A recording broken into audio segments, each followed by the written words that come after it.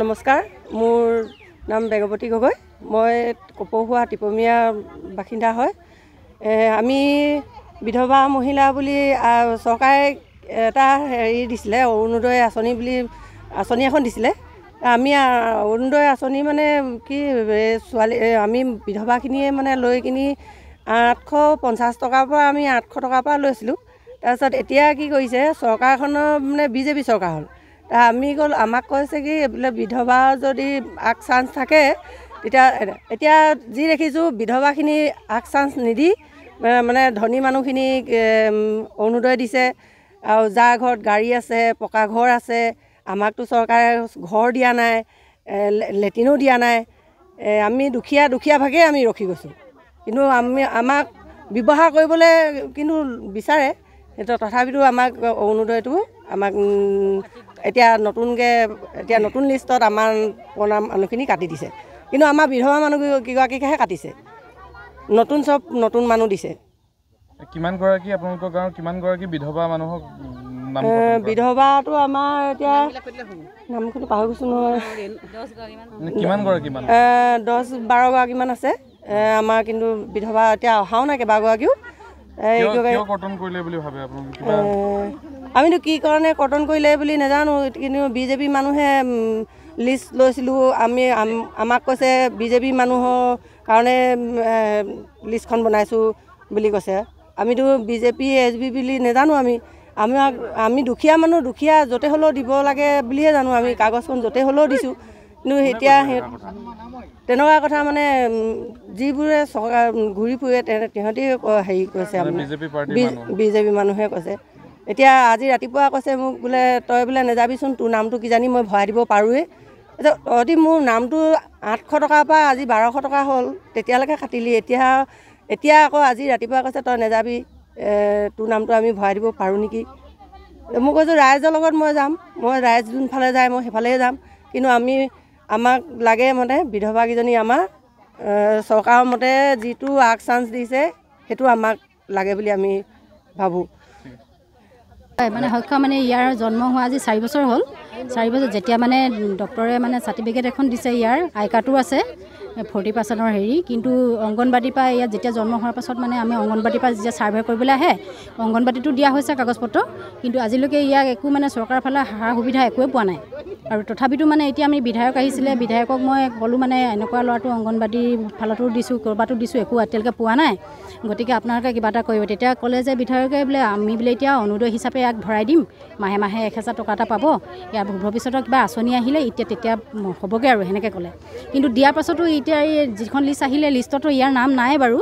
কি কয়, এতিয়া ইয়াৰ মাকো নাই, এতিয়া মোৰ লগতে আছে। মাকো এৰি থৈ গ'ল, আজি এবছৰ হ'ল। বিকলাংগ শাৰীৰিকভাৱে অক্ষম ল'ৰাটোক মানে কিবা এটা চৰকাৰে সহায় সুবিধা কৰি দিয়ে যেন, আৰু মই তাকে মানে ভাবিছোঁ। এইবাৰ যিখন লিষ্ট আপোনালোকৰ মানে এতিয়া বনোৱা হ'ল, তালিকা প্ৰস্তুত কৰা হ'ল, সেইখনত আপোনালোকৰ নাম নাই, কৰ্মনীতিৰ নাম নাই। আৰু মোৰ নাই, ইয়াৰ ডকুমেণ্টছৰ সৈতে দিছিলোঁ জমা, কিন্তু নাই। ইয়াৰ মানে আই কাৰ্ডো দিছিলোঁ, চাৰ্টিফিকেটো দিছিলোঁ জন্মৰ পৰা এনেকুৱা হোৱাৰ কাৰণে, কিন্তু আজিলৈকে নাম নাহিলে। আৰু জ্যোতি গগৈয়ে কৈছোঁ, আমাৰ 4গৰাকীক দিছিলে চিলেকশ্যন কৰিবলৈ কাৰণে, অৰুণোদয় মানে বাচিবৰ কাৰণে। তাৰপিছত আমি যেতিয়া মিটিং বা হেৰিয়ত যাওঁ, তাৰপৰা তাত মানে 4জনৰ গোটেইখিনি কথাখিনি মানে মিলা মিছা কৰিবলৈ কৈছিলে। তাৰপিছত ফিল্ডত আমি এখেতক মাতোঁ, গোটেই 4টাই মানে 4গৰাকীয়ে হেৰি আমি বিবেচনা কৰোঁ বুলি মাতিছিলোঁ, তাই নাহিলে। কেইবাবাৰো মই ফোন কৰোঁ, সেইটোৱে কথাটো মোৰ। আৰু আমি ইমান দৰিদ্ৰ সীমাৰেখা সদায় যাব নোৱাৰোঁ হয়তো, কিন্তু ইয়াতে মীমাংসা কৰা হ'লে এনেকুৱা আজি পৰিস্থিতি হ'ব নোৱাৰে। চাৰিগৰাকীক দিছিলে, মই কেইবাবাৰো তাইক মই জনাইছিলোঁ, আহা আমি গোটেই চাৰিজনে বোলো মীমাংসা কৰোঁ, তাই নাহা দুখতহে আজি এনেকুৱা পৰিস্থিতি হ'বলৈ পালে। সেইটোৱে কথাটো। লুকাই আছে বুলি ভাবোঁ আৰু আমাৰ হাতত দিয়া এইখিনি নেপালে, ইমান দৰিদ্ৰ তলত থকা, তাৰপাছত এনেকৈ মানে কিছুমান এনেকুৱা ধনী মানুহে পাইছে 4 চকীয়া বাহন থকা, তাৰপিছত মোৰ মানুহজনে হোমগাৰ্ড কৰে, তাৰপিছত হোমগাৰ্ডৰ হেৰিখিনি পৰিবাৰবিলাকে নেপায় বুলি ক'লে, তাৰপিছত মোৰ নামটো মই নিজেই কটন কৰিলোঁ খালি, কিন্তু এতিয়া ইহঁতৰ ইয়াত দিয়া হেৰিয়ত আহিছে, হোমগাৰ্ডৰ পৰিবাৰবিলাকো আহিছে। দুটা ভাগত লিষ্টবিলাক বনিছিলে নেকি? দুটা ভাগত বনিছিলে, আপোনালোকৰ নাহিলে বুলি কৈছে। আপোনালোকৰ দুটা ভাগত বনিছিলে, কিন্তু এখন লিষ্ট আহিলে, এখন নাহিলে। হয়, আমাৰখন প্ৰথমতে ছাবমিট কৰিলোঁ ইহঁতৰ লগত, দ্বিতীয়বাৰ আকৌ বনাব ক'লে, দ্বিতীয়খন ছাবমিট কৰিব নাপালোঁ। দ্বিতীয়খন ছাবমিট কৰিবলৈ মাতিলে ব্লকলৈ, আমি গৈ নাপালোঁ, ইহঁতৰখন আগতে ছাবমিট কৰি দিলে। অৰুণোদয়লৈ আমি এইটোৱে ক'ম যে আমি মানে আমাক চোৱা চিতা কৰিবলৈ দিছিলে 4গৰাকী জ্যোৎস্না গগৈ, মই পপী গগৈ হয়, তাৰ এফালে কৰুণা গগৈ, এফালে জ্যোতি গগৈ। চোৱা চিতা আমি তেওঁলোকক ফোন কৰিছিলোঁ দেই, যেতিয়া লাষ্ট পৰ্যায়টো আছিলে, জ্যোতি গগৈক ফোন মাৰিলোঁ, জ্যোতি গগৈ ক'লে মই নাজানিম, কৰুণা গগৈক আপুনি ফোন কৰক ক'লে। তেওঁ ফোন নাম্বাৰটো দিলে, কৰুণা গগৈ ফোন মাৰিলোঁ, কৰুণা গগৈ ক'লে এতিয়া দিব নোৱাৰিম। সেইদিনাটো একদম 24 তাৰিখ লাষ্ট ডেট হৈছিলে। আমি মানে 2টামান বজাত তেতিয়া কি কৰিলোঁ, ডকুমেণ্টছ যিখিনি আছিলে আগৰখিনিয়ে জমা দি দিয়া হ'ল, আৰু এতিয়া ৰাইজে উত্থাপন কৰিছে কি মানে আমি কাটিব পৰা আমি কোনো বিষয়া বা নহয়, অধিকাৰী নহয় দে, আমি যে অৰুণোদয় কাৰোবাৰ নামটো কাটিব পাৰিম বা কাৰোবাৰ নামটো অন্তৰ্ভুক্ত কৰিব পাৰিম, সেইটোতো আমাৰ দায়িত্বত নাই। আমাক মাত্ৰ ডকুমেণ্টছখিনি জমা ল'বলৈ কৈছিলে, আমি জমা ল'লোঁ, আমি জমা দিলোঁ, বছ আমাৰ দায়িত্ব সিমানতে আমি মানে সীমাবদ্ধ হ'লোঁ। তাৰ বাকীটো কাৰোবাৰ নাম আমি কটা বা দিব পৰা আমি হেৰিয়ত নাই। দৰিদ্ৰ সীমাৰেখা তলৰ যিসকল ব্যক্তি এতিয়া নাম কৰ্তন হৈছে আৰু বিধৱা মহিলাসকলৰ যি নাম কৰ্তন হৈছে, এই বিষয়ে আপোনালোকে কিমান দূৰ অৱগত? এই বিষয়ে বা আমি নাজানো, যিখিনি নাম আমাৰ হাতত আছিলে, আমি এতিয়াবা মোৰ লগতো আছেও, সেইকেইখনকে আমি জমা দিছিলোঁ। বাকীটো ধৰক যি মানে অধিকাৰী চৰকাৰী বিষয়া আছে তেওঁলোকে জানিব, তেওঁলোকে চিলেকশ্যন কৰিছিলে, আমিতো চিলেকশ্যনত ইমান দৰে নাই। আপোনালোকে আচলতে বিধৱা আৰু দৰিদ্ৰ সীমাৰেখা বিধৱাখিনি সোমাইছিলে, চব জমা দিয়া হ'ল, ফৰ্ম জমা দিয়া হ'ল চবৰে। তাৰপিছত ইয়াতে আৰু এটা কথা উত্থাপন হৈছে যে আপোনালোকে এপ্লাই কৰাৰ নামত আপোনালোকক 30 টকাকৈ মানে ফৰ্মখনত 500 টকা আৰু আপোনালোকৰ ফৰ্মত 500 টকা দিয়া নাই নহয়। কোনে দিছিলে ফৰ্মত 500 টকা? সেইটো আপোনালোকে ইয়াত কওক। 30 টকাকৈ লোৱা হয় মানে 30 টকাকৈ, যিটো মানে আমি একদম সাধাৰণ দুখীয়া মানুহ, আমিতো ব্লকলৈ অহা যোৱা কৰিবলৈ, আমি অহা যোৱা নামত লোৱা নাছিলোঁ। যিটো আমাৰ মানে হেৰি বনাবলগীয়া হৈছিলে যে PDF এটা বনাবলগীয়া হয়, PDFটো দুইটা পক্ষৰ মাজত বনোৱা হৈছিলে। PDFটো বনোৱা নামত 30 টকাকৈ লয়, তাকো চবেই পইচা নিদিলে, চব মানুহে দিয়া নাই। যিকেইটা পইচা উঠিছিলে সেইকেইটা অকল PDF নামতে খৰচ কৰা হ'ল। ধৰক যিবিলাক ডকুমেণ্টছ ৰাইজৰ এটা অভিযোগ আছে, এখন লিষ্টে মানে আপোনালোকে ছাবমিট কৰিলে। এখন লিষ্ট নহয়, এখন গোটেই লিষ্টখিনি নামখিনি আছে বাৰু, আছে আমাৰ হাতত এতিয়া, মোবাইলতো আছে PDFটো, সেইটো জমা দিয়া হৈছিলে ব্লকত। তাৰ বাকীটো আমি নাজানিম ব্লকত জমা দিয়াৰ পিছত কি হৈছে। আপোনালোকক কোনে এপইণ্ট কৰিছিলে?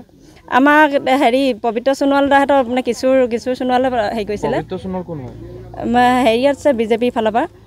বিজেপি বেলেগ কিবা বিষয়া কৰ্মচাৰী হয় নেকি, যে কোনোবা বিভাগৰ ফালে নহয়? এওঁলোকক যেনেকৈ চিলেকশ্যন কৰিছিলে 2জন AGP ফালৰ পৰা, তেনেকৈ আমাক চিলেকশ্যন কৰিছিলে। বিজেপি আৰু AGP তেনেকৈ আপোনালোক 4গৰাকী মানে নিৰ্বাচন কৰা হৈছিলে এই কামটোৰ কাৰণে। হয়, আৰু যেতিয়া তেওঁলোকক ফোন কৰি মাতিছিলোঁ, কৈছিলে কি, জ্যোতি গগৈ কৈছিলে কি আমি মানে নিজৰ পইচা খৰচ কৰি মানে অহা যোৱা কৰিব নোৱাৰোঁ বুলি ক'লে। তাৰপিছত সেইটোতো উপায় নাইকিয়া হ'ল, আমিতো সদায় নিজৰ পইচা নিজৰ তেল খৰচ কৰি পিনি আমি যাওঁ ব্লকলৈ। PDFটো তেহেঁতক লগ খুৱাই পিনি বনাই দিয়া হৈছিলে। যেতিয়া কোৱা হয় ৰাইজৰ কাৰণে 2 টকা 4 টকা পইচা খৰচো কৰিব লাগিব, যদি কোৱা হয় সেই টাইমত কৈছে কি তেওঁলোকে আমি ইমান দৰে মানে নিজৰ পইচা খৰচ কৰি যাব নোৱাৰোঁ বুলি ক'লে, তেতিয়া উপায় নাইকিয়া হ'ল। যিখিনি আমাৰ হাতত জমা আছিলে সেই মানুহখিনি ডকুমেণ্টছে জমা দি দিয়া হ'ল। কিমানজনীয়া লিষ্ট আপোনালোকে জমা কৰিছিলে? আমি মানে 229জনী আছিলে নেকি, আহিলে কিমানজন? এতিয়া 120জনী আহিলে নেকি। 120জন, বাকীকেইজন কটন হ'ল নহয়, মানে 120জন টাৰ্গেট দিলে যে এতিয়া কেনেকৈ কি ধৰণে কি কৰিলে আমি নাজানো। 120জন চিলেকশ্যন কৰিলে। কিন্তু আপোনালোকে দিয়া তালিকাখনত আটাইকেইগৰাকী মানে মহিলাই এই আঁচনিৰ কাৰণে যোগ্যতা আছিলে? যোগ্যতা মানে আছে বুলি ভাবোঁ। যিখিনি হেৰি কৰিছিলে চবেইতো পাব লাগে, এতিয়া পৰ্যায়ক্ৰমে পাব বুলি কৈছে। একেচোটেতো ইমান মানুহক দিব নোৱাৰে ন। 229 প্ৰত্যেকটো হেৰিয়তে 120জন টাৰ্গেট দিছে। 120জনৰ ভিতৰত এতিয়া নেক্সট পৰ্যায় অক্টোবৰ মাহত আকৌ দিম বুলি কৈছে।